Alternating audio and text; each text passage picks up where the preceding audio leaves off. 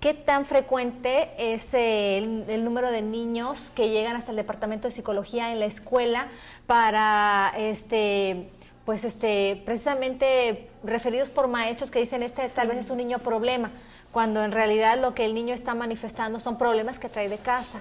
Claro, pues una estadística concreta no la tengo, pero generalmente vendría siendo como un 75%. Son casos realmente muy frecuentes los que se dan en las escuelas, y tener los problemas de divorcio mal sobrellevados empieza a afectar todas las áreas emocionales del niño, académicas,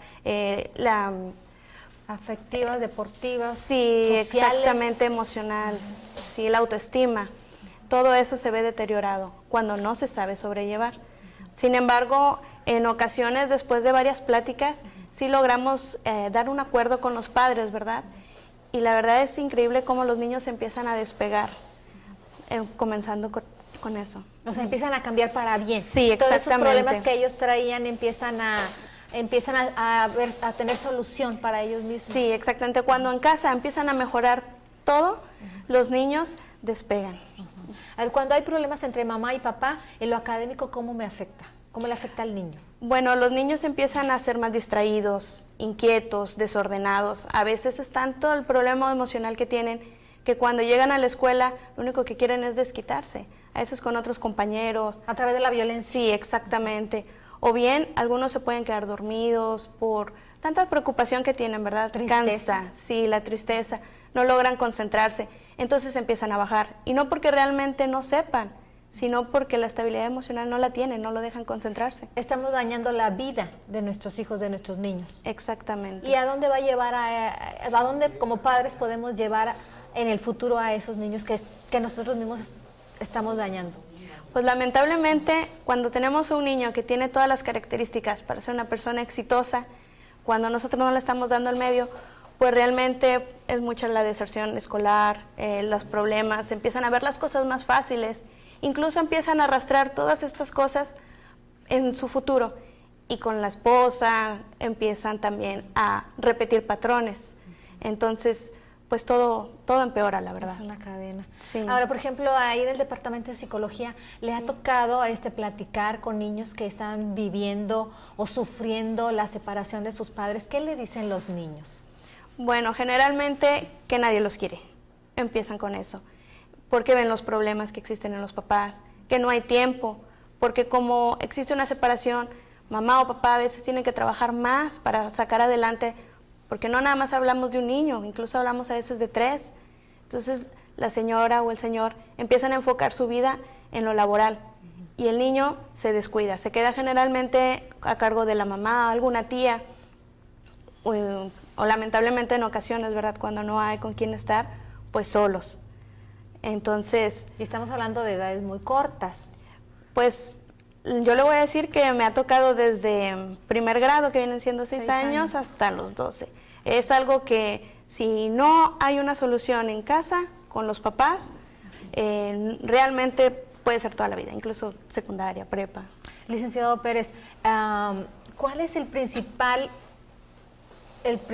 obstáculo, digamos, o el principal inconveniente que tienen las parejas para ponerse de acuerdo en cuanto a los tiempos de convivencia con los hijos?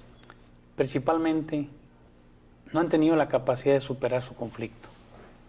El no aceptar la existencia de un conflicto en la relación, ni aceptar la parte de culpa que se pueda tener en ello, vamos a decir, ¿verdad?, limita bastante a ese papá o a esa mamá para poder asumir con responsabilidad sus deberes, sin darse cuenta que el deber no solamente es de uno, sino de los dos, precisamente. Y lejos de favorecerlo, empiezan a reprocharlo, o a usar el cumplimiento o el incumplimiento. Lo decíamos también previo al inicio del programa, cómo en los juzgados ya se habla de los hijazos, ¿no? Uso que los padres le dan a los hijos, incluso para tratar de hacerse daño. Yo, mujer, no te voy a dejar que veas a mi hijo por ninguna razón y voy a aprovechar cuanta laguna que pudiera tener la ley para que no lo veas. O tú, hombre, no vas a pelear por la custodia de tu hijo, por incluso evitar que no vea a la mamá, nada más por hacerle, por venganza, por orgullo.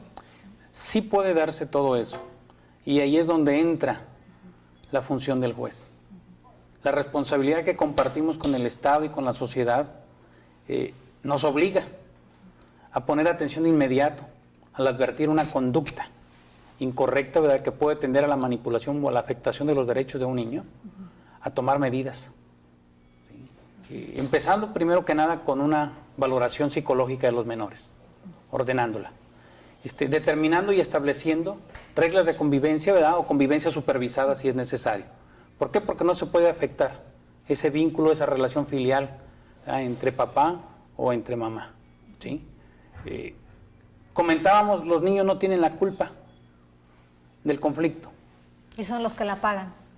Tristemente son los que la pagan y es penoso que muchas veces los conflictos en la familia tienen su justificación en sus deberes con sus hijos. Uno como autoridad pues llama la atención e invita a la concertación o a la conciliación. Además de la impartición de justicia a través de los tribunales, ¿verdad?, contamos con lo que son mecanismos alternativos para la solución de conflictos. La mediación. Tenemos la mediación, tenemos la conciliación, ¿verdad?, tenemos incluso la transacción. Y por qué no, también se practica lo que es la justicia restaurativa, ¿sí?, en la sede que tenemos aquí en el Supremo Tribunal. De esa manera se puede auxiliar uno incluso como juzgador cuando advierte la posibilidad de que esas parejas, ¿verdad?, puedan acceder a un apoyo y no precisamente se dejen llevar por la existencia de un conflicto por la presencia del juez. ¿Sí? Licenciado, hay algunos hombres que me han dicho que la ley en materia de justicia familiar favorece mucho a las mujeres.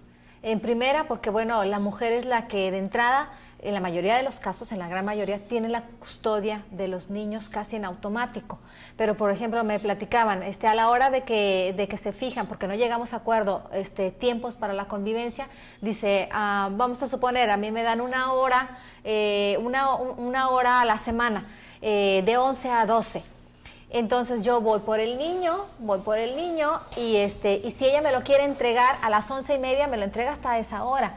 Pero yo no lo puedo entregar después de las 12 porque entonces ella le habla al abogado y ya dice que yo no le quiero devolver al niño. Y entonces ahí no hay una penalidad para ella. Se trata de buscar lo más favorable al menor.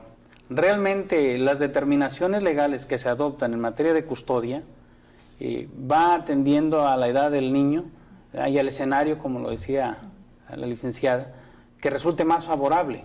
Si a través del estudio de campo advertimos que el niño puede estar mucho mejor con papá, ¿sí?, y tiene una edad acorde, ¿verdad?, y se ha escuchado y su opinión y su deseo es ese, precisamente, ¿verdad?, pues bueno, vamos a analizar las razones que él tiene y convivirá o tendrá la custodia papá, pero por lo general la determinación legal contenida en nuestro ordenamiento en el Estado marca, ¿verdad?, una edad de 7 años, menores de 7 años con mamá.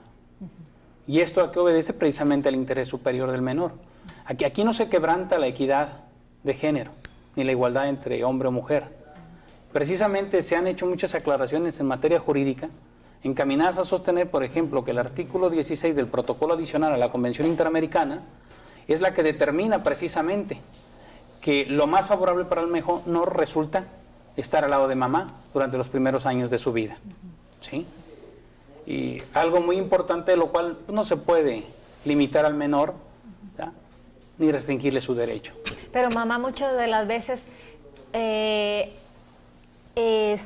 no respeta los horarios, los tiempos para que papá pueda convivir con el hijo.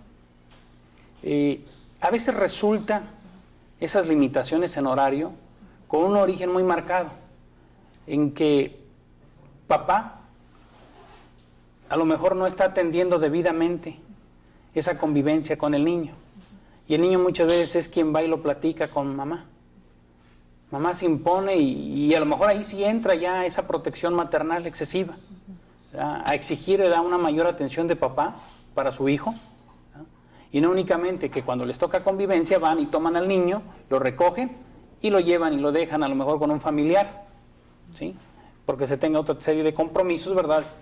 Y se les hace tarde y no lo entregan. Entonces, muchas veces las causas que motivan el enojo, la indignación en la madre, tienen un origen como ese. Entonces, yo creo que aquí nada más es cuestión de armonizar, de generar un poquito de conciencia y de responsabilidad en papá, si fuese su caso, ¿verdad?, de que si tiene un acuerdo, tiene que cumplirlo. Ahora, los tiempos que se establecen para convivencia con un menor en una audiencia no son únicamente los únicos en los cuales deba de entenderse ese derecho del menor a convivir con papá o con mamá. Pero la mujer sino puede, tiempos mínimos. Ajá, pero la mujer puede argumentar que nada más en esos tiempos pueden ver los papás al niño, ¿no? O sea, ella se puede amparar con esa disposición legal. Suele suceder que se haga una interpretación de esa naturaleza en forma equivocada. ¿Sí? Si estamos hablando de protección de los derechos del menor, que es precisamente uno de ellos, la convivencia con su padre o con su madre, no es posible, ¿verdad?, entender que un tribunal está fijando una limitación a los derechos del niño. Entonces, si el niño quiere, si el horario dice que el papá debe entregar al niño a las 11 y lo entrega a las 11:10. Aquí va a depender precisamente de una excelente comunicación, de una corresponsabilidad entre papá y mamá. Pero no la hay, porque digo, puesto que ya se fijaron horarios por parte de la autoridad, es porque papá y mamá no llegaron a un acuerdo. Entonces, en ese caso, por ejemplo, las mujeres utilizan el hecho de que el hombre se haya pasado con ese tiempo para tratar de perjudicarlo. Puede suceder, y precisamente, ¿verdad?, el juez está obligado a imponerse, ¿verdad?, de la causa real de los acontecimientos. ¿Cómo se impondría ahí, en esos casos? Generalmente es mamá o es papá quien acusa un incumplimiento, ¿verdad?, precisamente en los tiempos de convivencia. Entonces se llama la atención, ¿verdad?, o se notifica al otro, ¿verdad?, para que nos participe qué es lo que está pasando realmente. ¿Sí? Muchas veces el factor de tiempo implica que el niño pues está disfrutando la convivencia con papá y resulta insensible limitar al niño precisamente en ese espacio de tiempo. Pero ustedes tienen que sujetarse a lo que establece la ley, ¿no? Y en este caso, si se estableció ese horario, el hombre estaba obligado a cumplirlo. No, ellos son los que están obligados a cumplirlo, ¿sí? ¿Quién? Papá y mamá. Están obligados a respetar como un tiempo mínimo de convivencia para sus hijos. La invitación que siempre les hacemos es esa, que fijen ellos reglas y se les pide tiempos mínimos de convivencia. ¿Sí? Pero bueno, lo que voy es, un hombre puede ser sancionado, digamos, por parte de la autoridad en aquellos casos cuando no entrega a su hijo en el horario establecido, es decir, mi tiempo límite era estar con el niño hasta las 11, lo entregué a las 11:10, ¿qué pasa? Aquí habría que ponderar y analizar si efectivamente ese retraso en el tiempo le está generando al niño un daño, una afectación, ¿verdad?, para entonces sí poder vincular una sanción. Pero es difícil que el hombre lo demuestre. Los niños siempre dicen la verdad, a menos que el estudio psicológico nos indique, ¿verdad?, que el niño está fantaseando o está mintiendo o su grado de madurez no sea acorde a su edad. Aunque ya estaríamos hablando de ciertas edades, ¿verdad? Por ejemplo, un niño de 3, 5 años, sería difícil que se lo manifestara, ¿no? Bueno, incluso se ha dado el caso de niños mayores que los papás son los que le dicen qué decir, tratan de manipular toda la información, diciendo, tienes que decir esto. ¿Quiénes manipulan más, licenciada? ¿Los hombres o las mujeres? Bueno, ahí sí me ha tocado más que las mujeres, son las que manipulan. ¿Por qué manipulan al niño? ¿Por qué lo utilizan? Pues muchas veces para dañar al padre, como usted había comentado, tratando de que el padre sea el que pareciera el enemigo, al que hay que tratar de evitar. ¿Lo hacen por venganza? Sí, exactamente. Pueden ser de diversos motivos. A veces, si la relación terminó pues muy negativa, empiezan a pues manipular toda la información, de que a lo mejor papá no me compra, no me da nada, y ya cuando empezamos con la terapia, porque los niños van muy programados, sí me ha tocado que van muy programados, ¿saben qué decir? Incluso al área de psicología llegan programados por la mamá. Sí,